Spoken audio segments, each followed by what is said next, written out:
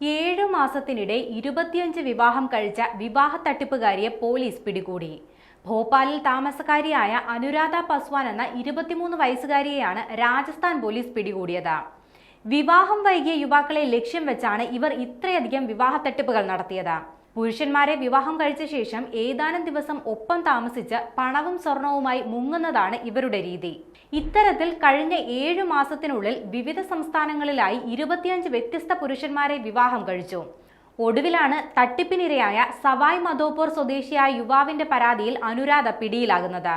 ഓരോ തവണയും വിവാഹത്തിനായി പുതിയ നഗരങ്ങൾ തിരഞ്ഞെടുക്കുന്ന അനുരാധ പുതിയ പേരും സ്വീകരിക്കും. ഇരയെ ചൂണ്ടയിലാക്കിയാൽ വൈകാതെ വിവാഹം കഴിക്കും.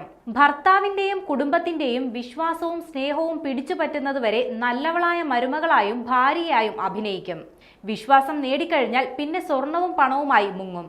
അടുത്ത നഗരത്തിൽ പുതിയൊരു പേരിൽ പ്രത്യക്ഷപ്പെട്ട് ഇതേ തട്ടിപ്പ് തുടരും.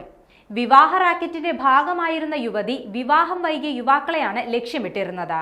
തൊഴിൽ രഹിതനായ ഒരു സഹോദരൻ മാത്രമുള്ള പാവപ്പെട്ട യുവതിയായാണ് ബ്രോക്കർമാർ അനുരാധയെ വരനും കുടുംബത്തിനു മുന്നിൽ പരിചയപ്പെടുത്തുക. വരനും കുടുംബവും വിവാഹത്തിന് തയ്യാറാകുന്നതോടെ തട്ടിപ്പ് നാടകത്തിന്റെ ക്ലൈമാക്സ് എത്തും. കല്യാണം ഉറപ്പിച്ചു കഴിഞ്ഞാൽ ബ്രോക്കർ ഫീസായി 2 ലക്ഷം രൂപ ബ്രോക്കർ വരന്റെ കുടുംബത്തിൽ നിന്ന് ഈടാക്കുകയും ചെയ്യും.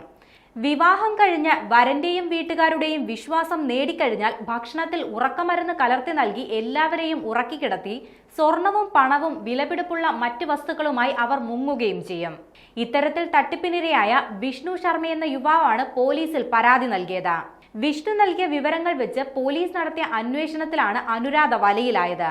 അനുരാധയെ കുടുക്കാൻ വിവാഹക്കെണി തന്നെയാണ് പോലീസും തയ്യാറാക്കിയത്. ഒരു കോൺസ്റ്റബിളിനെ വരനാക്കി ബ്രോക്കറുടെ അടുത്തേക്ക് വിട്ടു. വിവാഹത്തിന് സമ്മതമറിയിച്ച് തയ്യാറായെത്തിയ അനുരാധയെ ഇവർ തന്ത്രപൂർവ്വം കുടുക്കുകയായിരുന്നു. ഭോപ്പാലിൽ വെച്ചാണ് യുവതിയെ പോലീസ് അറസ്റ്റ് ചെയ്തത്.